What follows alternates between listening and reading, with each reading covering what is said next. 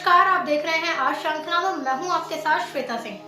कश्मीर समस्या का जिम्मेदार कौन? आज हम आपको बताएंगे मोदी नेहरू की गलती क्यों सुधार रहे हैं। मोदी ने चल दी बड़ी चाल, अब क्या करेगा गांधी परिवार। उससे पहले आपसे एक सवाल है, आप जम्मू कश्मीर की समस्या के लिए किसे जिम्मेदार मानते हैं?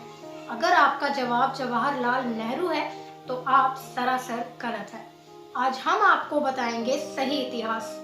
भारत और पाकिस्तान की सियासत की कभी दूरी रही जम्मू कश्मीर समस्या के हल होने की उम्मीद अनुच्छेद 370 और 35 से हटने और जम्मू कश्मीर और लद्दाख को दो अलग अलग केंद्र शासित प्रदेश बनाने के फैसले के बाद से ही बढ़ गई है।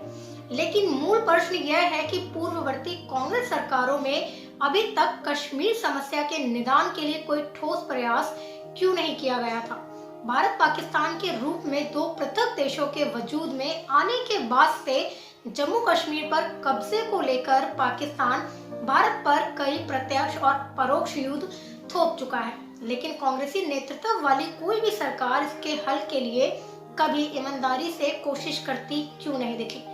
कांग्रेस नेतृत्व वाली दो सरकारों को कश्मीर समस्या को सुलझाने के लिए दो सुनहरे अवसर भी मिले थे, लेकिन दोनों सरकारों ने न केवल वो सुनहरा अवसर गंवाया बल्कि समस्या को नासूर बना दिया। कश्मीर समस्या पर पहली बार प्रधानमंत्री मोदी के नेतृत्व में बीजेपी सरकार ने कड़ा फैसला लिया और जम्मू कश्मीर राज्य से संसद से प्रावधानित अस्थायी अनुच्छेद 370 और 35 से हटाकर हिंदुस्तान को गौरवान्वित होने का मौका भी दिया। पूर्व प्रधानमंत्री पंडित जवाहरलाल नेहरू की ढुलमुल नीति और अदूरदर्शिता कश्मीर समस्या की जननी थी। यह अभी तक इसलिए अनसुलझी हुई रह गई क्योंकि तत्कालीन प्रधानमंत्री पंडित नेहरू को पाकिस्तानी कायदे आजम मोहम्मद अली जिन्ना से अपनी गहरी दोस्ती पर भरोसा था। जिन्ना ने नेहरू की भावुक दोस्ती और परिस्थितियों का फायदा उठाते हुए 22 अक्टूबर 1947 को करवाइली लुटेरों के वेश में पाकिस्तानी सेना को कश्मीर में भेजकर धरती के स्वर्ग कश्मीर में कत्लेआम मचा दिया और वर्तमान के पाक अधिकृत कश्मीर पर कब्जा कर लिया।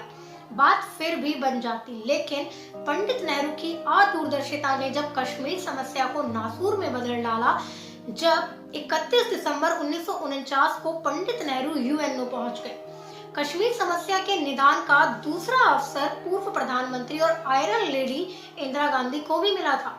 वर्ष 1971 में पूरे कश्मीर पर कब्जे के लिए पाकिस्तान ने पूरे सैन्य बल के साथ हमला किया। भारतीय सेना के अदम्य साहस के आगे पाकिस्तान को बुरी तरह हार का सामना भी करना पड़ा। यही नहीं, भारतीय सेना के आगे पाकिस्तान के 1 लाख सैनिकों ने आत्मसमर्पण भी कर दिया था। इसी समय पूर्वी पाकिस्तान से टूटकर बांग्लादेश नामक एक नया और स्वतंत्र देश भी बना। पूर्व प्रधानमंत्री इंदिरा गांधी अगर चाहती तो पाकिस्तान के 1 लाख सैनिकों को छोड़ने के बदले में हमेशा हमेशा के लिए पाकिस्तान पर दबाव बना सकती थी और पाकिस्तान के कब्जे से पाक अधिकृत कश्मीर को छुड़ा भी सकती थी, लेकिन ऐसा कुछ नहीं हुआ। इंदिरा गांधी और पंडित जवाहरलाल नेहरू की अदूरदर्शिता और भावुक फैसलों की देन थी कि कश्मीर समस्या नासूर की तरह भारत की छाती पर बनी रही। इंदिरा गांधी चाहती तो जुल्फिकार अली भुट्टो को घुटनों पर ले आती और पाक अधिकृत कश्मीर पर कब्जे के लिए पाकिस्तान पर दबाव बना सकती थी, लेकिन इंदिरा गांधी जुल्फिकार अली भुट्टो के बहकाव में आ गई और भारतीय सेना के आगे आत्मसमर्पण करने वाली 1 लाख पाकिस्तान सेना को यूं ही जाने दिया। 1971 तक पाकिस्तान पूरे कश्मीर पर कब्जे के लिए 3 बार भारत पर हमला कर चुका था और तीनों बार पाकिस्तान को बुरी तरह हार का सामना भी करना पड़ा। पाकिस्तान समझ चुका था कि प्रत्यक्ष युद्ध में पाकिस्तान भारत के साथ जीत तो कतई नहीं सकता, इसलिए कश्मीर हथियाने के लिए उसने परोक्ष युद्ध यानी कि गुरिल्ला युद्ध भी शुरू किया। इसी दौरान उसने जिहादी तैयार किए और भारत को अस्त व्यस्त करने के लिए हिंदुस्तान में आतंकवादी हमले करवाने शुरू किए। दोनों देश के अंतरराष्ट्रीय सरहद से आतंकी कश्मीर में भेजने शुरू किए। कश्मीर में अलगाववादी खड़े किए और पंजाब को अस्थिर करने में प्रयास किए। इसी दौरान पाकिस्तान ने पंजाब में खालिस्तानी मूव का आगाज किया। अमृतसर स्वर्ण मंदिर पर आतंकी हमला और आतंकियों के सफाए के लिए आपको बता दें कि भारत सरकार द्वारा ऑपरेशन ब्लू स्टार भी चलाया गया था, जिसका बदला लेने के लिए 31 अक्टूबर 1984 में प्रधानमंत्री इंदिरा गांधी की हत्या कर दी गई थी। इंदिरा गांधी की हत्या के बाद भारत में अस्थिरता का माहौल हो गया था। अनुभवहीन प्रधानमंत्री राजीव गांधी की भूमिका सबसे अधिक खतरनाक थी। कैसे सबसे अधिक खतरनाक थी, यह हम आपको बताते हैं। जब इंदिरा गांधी की हत्या के बाद उन्होंने सिख नरसंहार को जायज ठहराने वाले बयान दिए। भारत की अस्थिरता का लाभ उठाकर पाकिस्तान ने एक नए तरह की युद्ध रणनीति तैयार कर ली। 90 के दशक में पूरे कश्मीर पर कब्जा पाने के सपने को बेचने के लिए पाकिस्तानी हुक्मरानों ने परोक्ष युद्ध का नया प्रारूप तैयार कर लिया था। पाकिस्तानी हुक्मरानों ने इस युद्ध का नामकरण वॉर ऑफ लॉ इंटेंसिटी किया था। यह गुरिल्ला युद्ध का आधुनिक रूप था।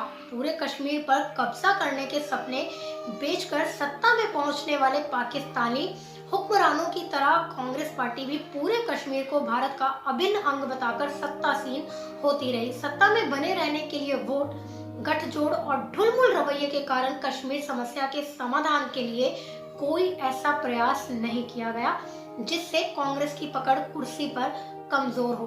आपको बता दें कि इसी बीच वर्ष 1999 में कारगिल की लड़ाई जरूर लड़ी, जिसमें उसे एक बार फिर मुंह की खानी पड़ी, लेकिन कारगिल की लड़ाई भी उसके गुरिल्ला युद्ध के आधुनिक संस्करण से अधिक कुछ भी नहीं था, क्योंकि कश्मीर को अशांत करने के लिए पाकिस्तानी सेना और उसकी खुफिया एजेंसी ISI की योजना का यह एक हिस्सा मात्र ही था।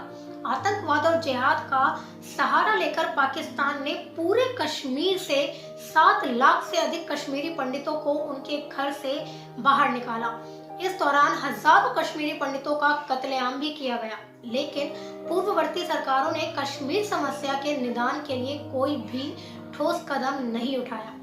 गृह मंत्री अमित शाह अब जब ये कहते हैं कि कश्मीर समस्या के लिए पंडित नेहरू जिम्मेदार है, तो उनको इसमें पूर्व प्रधानमंत्री इंदिरा गांधी को भी जोड़कर देखना चाहिए, क्योंकि 1949 में जो गलती पंडित नेहरू ने पाकिस्तान के खिलाफ युद्ध विराम की घोषणा करके और मामले के निपटारे के लिए UN जाकर की थी, वही गलती पूर्व प्रधानमंत्री इंदिरा गांधी ने वर्ष 1971 की भारत पाकिस्तान लड़ाई के दौरान आत्मसमर्पण करने वाले 1 लाख पाकिस्तानी सैनिकों को छोड़कर की थी। इसका खामियाजा भारत वर्तमान में भी भोग रहा है।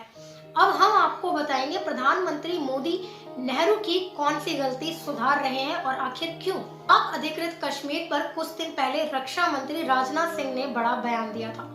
जोर देकर कहा गया था कि POK फिर अपने कब्जे में लिया जाएगा। अब रक्षा मंत्री के बयान पर लेफ्टिनेंट जनरल उपेंद्र द्विवेदी ने अपनी प्रतिक्रिया दे दी है।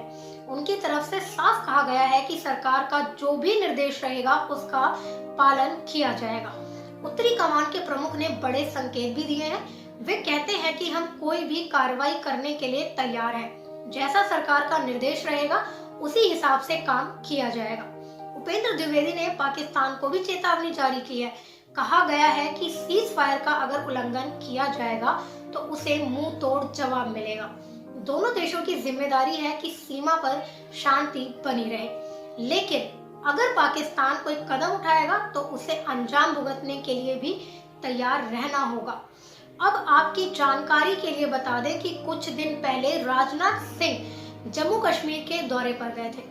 जम्मू कश्मीर के दौरे पर उन्होंने कहा था कि पाकिस्तान अधिकृत कश्मीर यानी कि POK में उसने यानी कि पाकिस्तान ने जो किया है उसकी कीमत चुकानी पड़ेगी। पाकिस्तान अपने कब्जे वाले कश्मीर में लोगों पर अत्याचार कर रहा है और उसे इसके परिणाम भुगतने होंगे। उन्होंने आगे कहा कि हमने कश्मीर का विकास कार्य शुरू कर दिया है, लेकिन हम तब तक नहीं रुकेंगे जब तक हम गिलगित बाल्टिस्तान नहीं पहुंच जाते। तो आप देख सकते हैं मोदी सरकार ने आर्टिकल 370 को हटाया, अब POK लेने को तैयार है। जो अतीत में गलती जवाहरलाल नेहरू और इंदिरा गांधी ने की उसे नरेंद्र मोदी सुधार रहे हैं। अगर अभी तक आपने आर शंखनाथ को सब्सक्राइब नहीं किया है तो सबसे पहले सब्सक्राइब कर नोटिफिकेशन ऑन कर ले, ताकि जितनी भी वीडियोस इस चैनल के द्वारा अपलोड की जाए सबसे पहले इसका नोटिफिकेशन आप तक पहुंचे। ज्यादा से ज्यादा आप इसे शेयर करें, लाइक करें और कमेंट करें और देखते रहें।